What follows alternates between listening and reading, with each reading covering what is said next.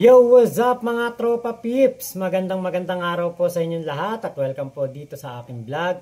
Shoutout sa lahat po ng ating mga tropa pips na nagpapa-shoutout. Mamaya po after this video, pagkatapos po nito sa bandang dulo ay magsha-shoutout tayo ng mga nagpapa-shoutout po kahapon. Ayan, ngayon po ito po ang ating topic. Ito po nga patungkol po dito sa reaksyon ni Baste Duterte patungkol po sa pagkakasibak ni General Torre. Ayan. At medyo parang tingin ko nakakatunog na po etong si Baste sa posibleng mangyari.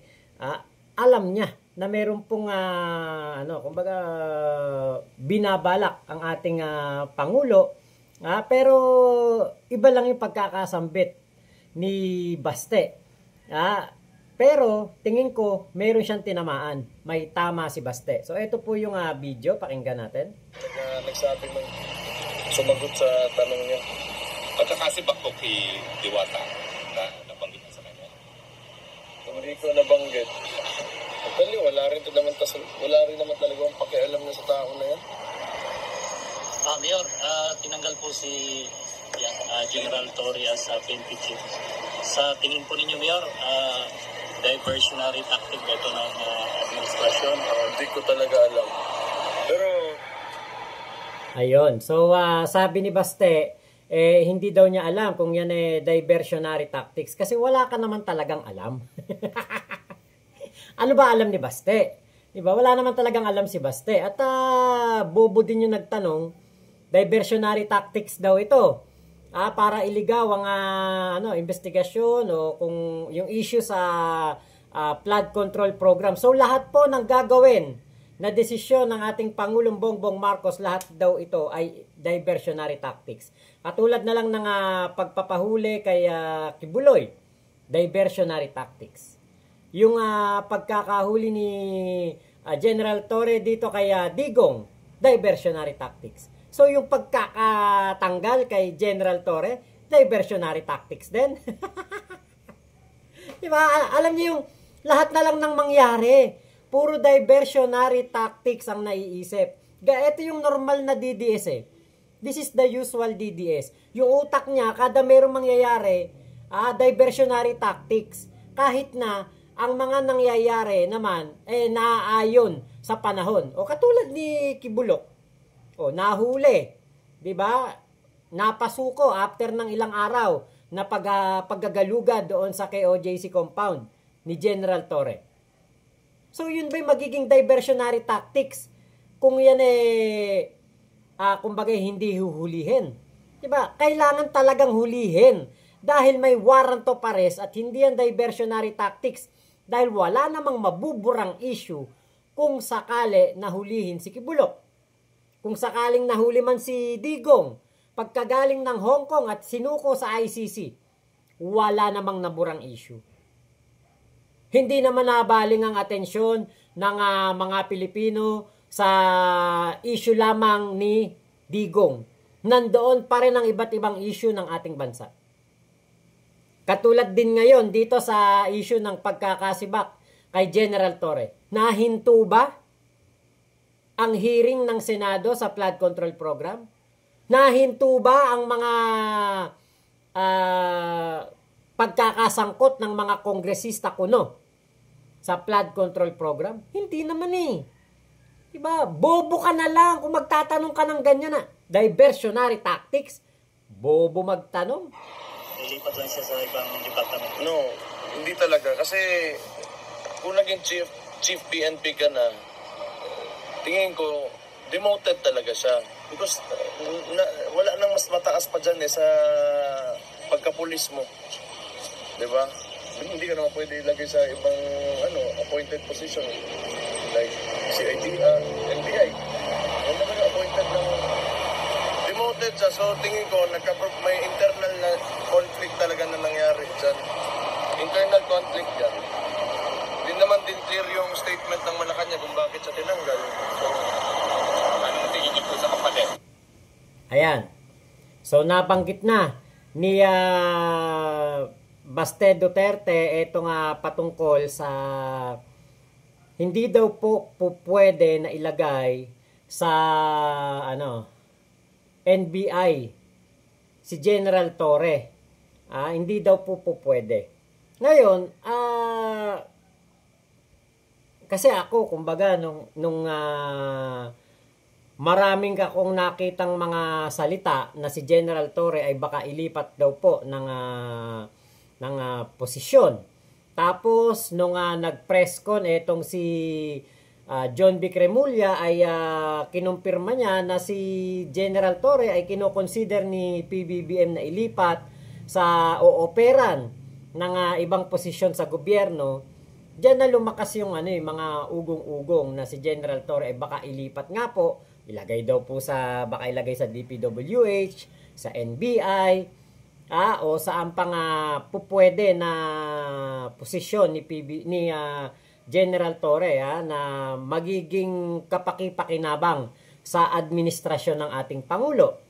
So ngayon, isa sa mga controversial talaga ay etong sa pwesto ng NBI.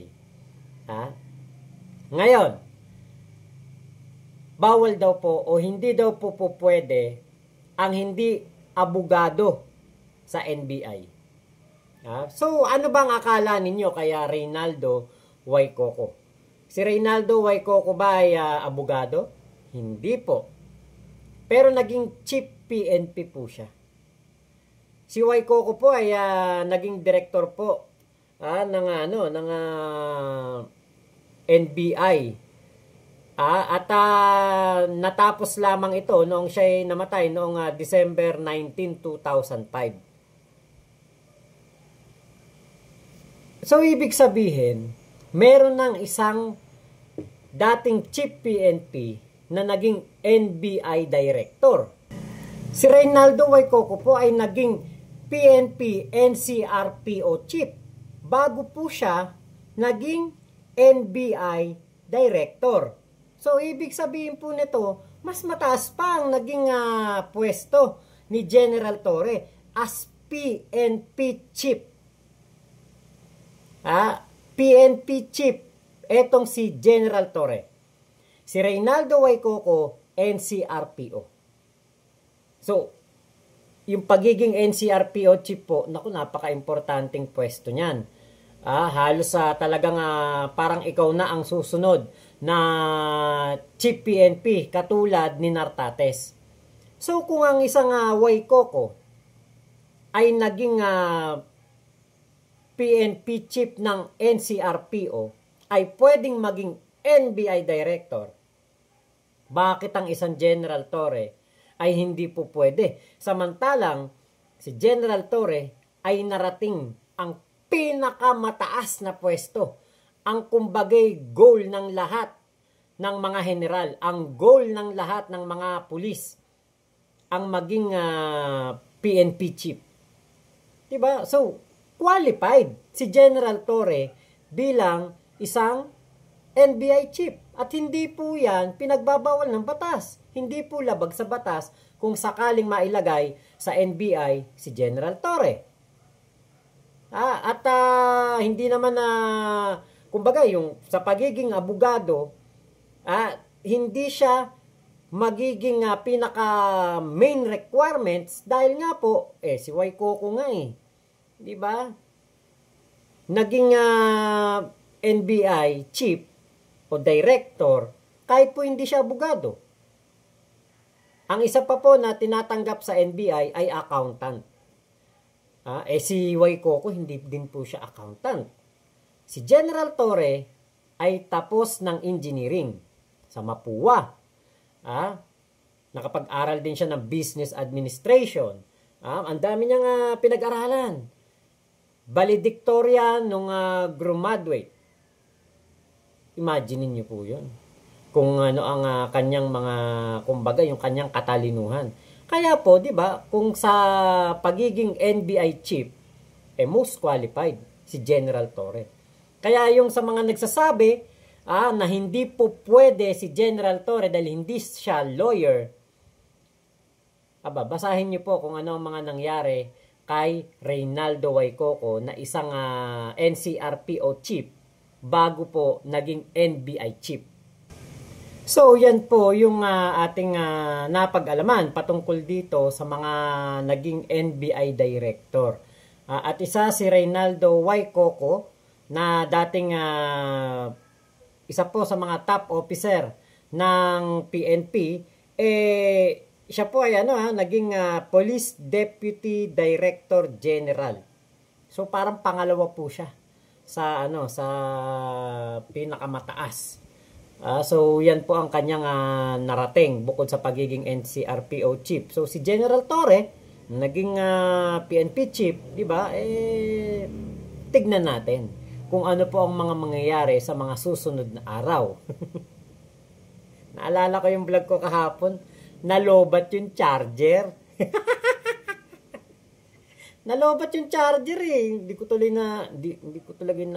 na kompleto yung naputol. Nalobat yung charger eh. Ngayon ko nga lang nalaman na lulobat pala yung charger. So ito po, tuloy pa natin itong interview ni Baste Duterte doon po sa The Hague. Parang merong alam tong si Basti eh. Hindi ko talaga alam. I do not know these people.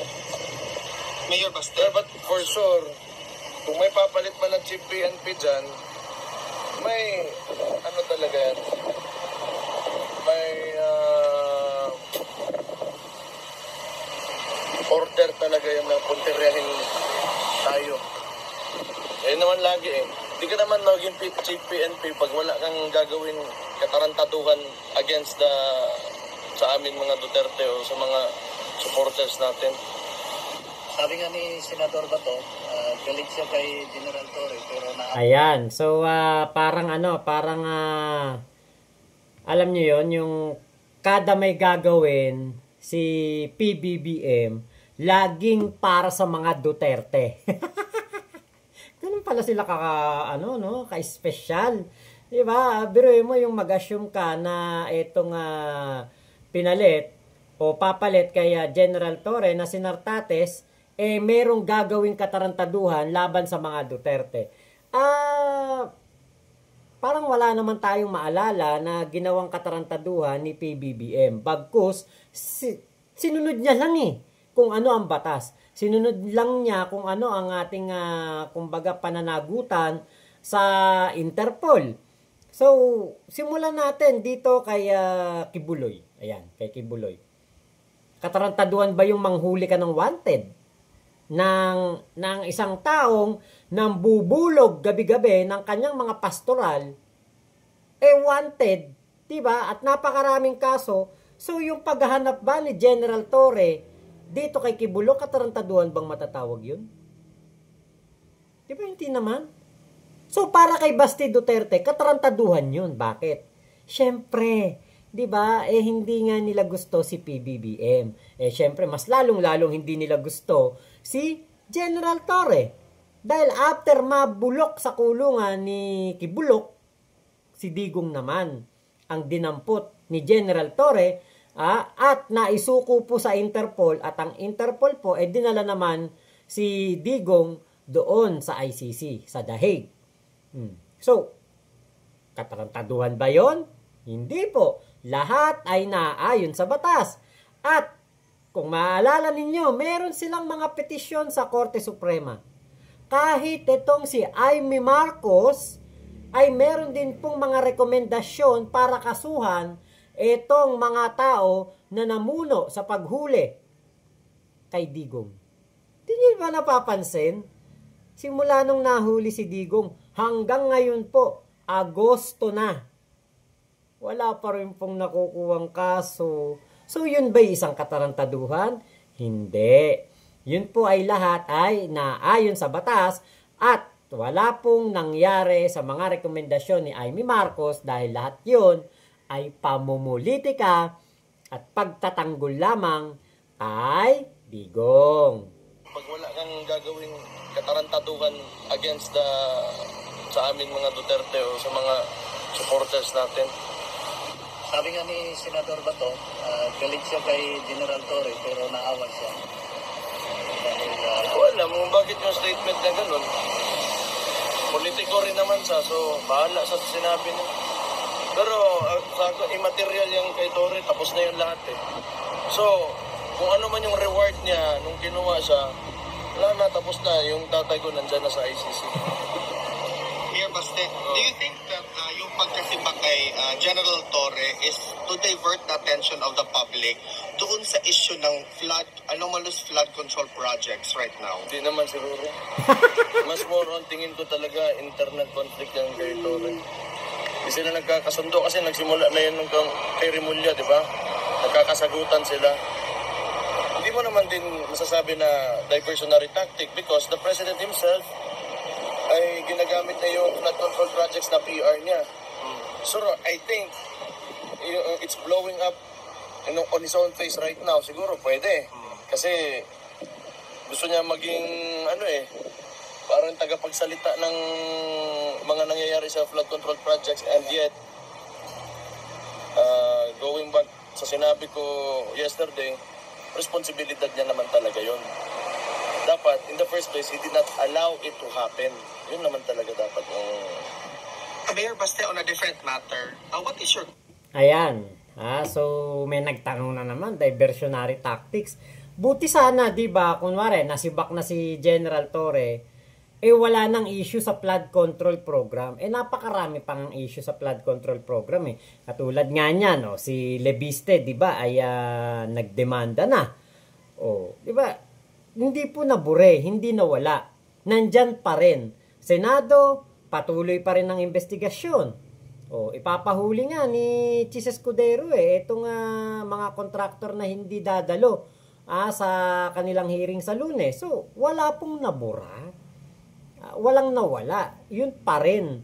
Diba? So, yung mga sinasabing diversionary tactics, sila ang merong diversionary tactics.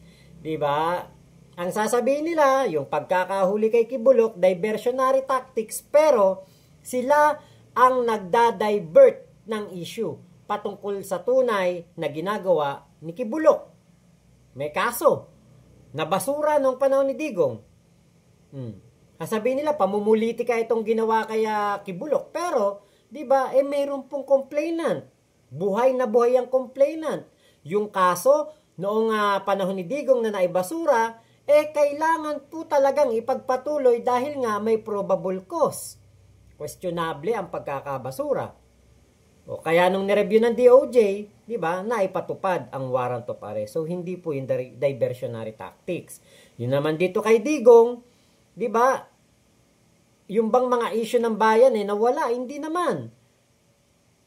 Ang nagda-divert ng issue ay yung mga kampon ni Digong doon sa Senado. Kasi sa halip po na ang talakayin nila ay ang mga importanteng issue ng ating bayan, ang tinalakay nila ay ang tama lamang na pagkakahuli kay Digong na wala namang nilabag na batas.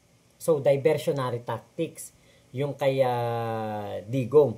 Dinadivert nila yung issue. Ngayon, yung dito kay General Torre, kung sasabing reward ito sa pagkakahuli kay Digong, kay Kibulok, di ba? Kung yan ay matatawag na reward, walang problema doon. Bakit? Dalawang kriminal ang nahuli ni General Torre na tingin ko, kung iba ang inutusan para gawin yan, ay baka hindi niya ito nahuli.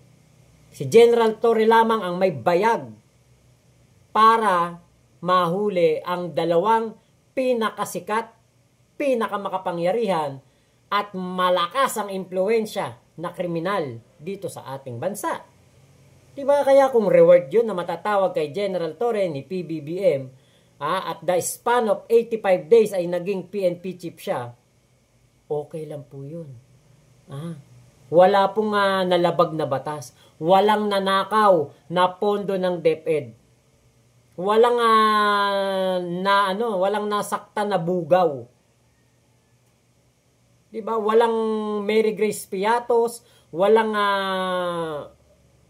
Chippy McDonald, Kokoy Villamin na involved. Si General Torre ay natanggal man sa pwesto pero walang natanggap ni isang kaso. Administratibo at kriminal na kaso, wala po. hindi siya na-involve sa kahit anong katiwalian. Bagkus pinakita niya sa loob ng 3 buwan, napakalaki ng pagbabago dito po sa nangyari sa PNP.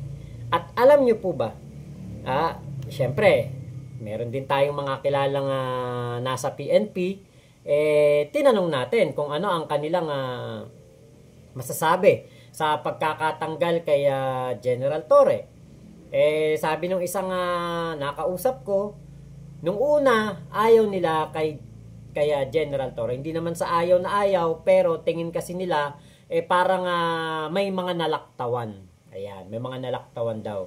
Ngayon, nung tumagal na, diyan nila nalaman na si General Torre, talagang magaling na PNP chief. Dahil nga po, sa halip na kumbaga maging tamad ang mga pulis, naging masipag.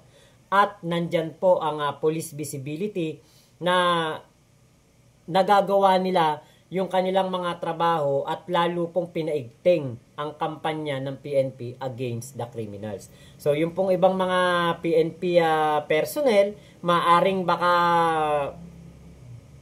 natuwa dahil nga ibang klase ang pagiging agresibo na PNP chief ni General Torre, pero meron din namang iba na nagulat at nanghinayang dahil nga po sa magandang nangyari o magandang kumbaga yung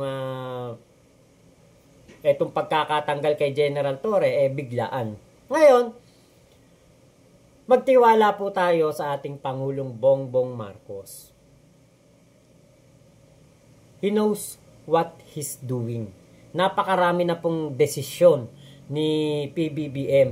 Ang nakita natin na unpopular, maraming nadismaya o meron pong mga hindi nagustuhan ang kanyang ginagawang desisyon, pero after po ng ilang mga araw, ilang buwan, dun natin napatunayan na tama pala si PBBM. So, etong kanyang ginawa kay General Torre, masasabi natin, tama ito.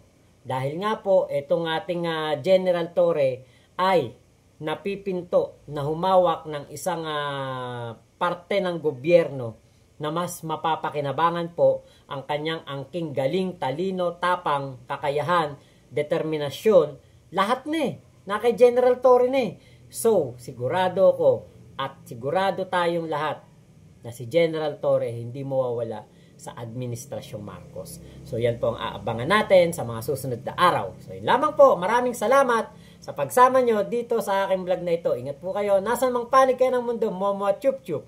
Love you. God bless us all. Pilipinas. God first.